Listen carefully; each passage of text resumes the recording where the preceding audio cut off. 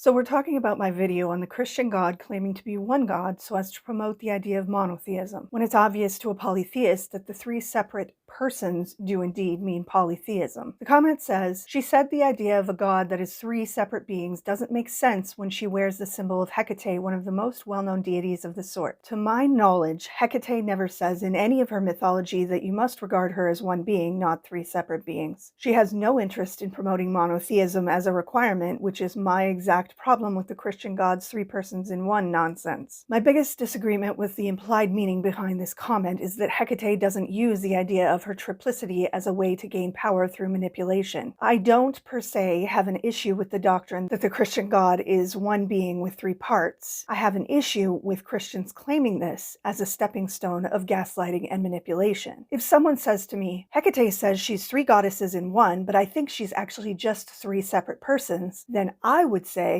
cool, I agree with you. She's a syncretization of several gods, and part of my interest in working with her is exploring that mystery. Some of the goddesses she's been linked to are Enodia, ancient Greek goddess who protects travelers and opens the roads, Actiophis, the beginning of a barbarous god name, Ereshkigal, the ancient Sumerian queen of the underworld, and Nebuchadnezzar, all found in the Greek magical papyri. She's portrayed with three faces, but is rumored to have a fourth that cannot be seen. She indeed has worn many clothes and evolved throughout history, which is different than when I said the Christian God says he's three gods in one, but I think he's actually just three separate persons. In that case, I'm told I'm fat, ignorant, working with a demon, have ugly hair, unable to grasp simple concepts, unable to grasp this concept because it's beyond me as a human, that math doesn't apply to immortal beings, and my absolute favorite, that I'm making St. Thomas roll over in his grave. You guys proved my point. It's the string that you start to pull that rips apart the entire sweater. If God were really interested in allowing us to explore his mystery, why am I being shouted down for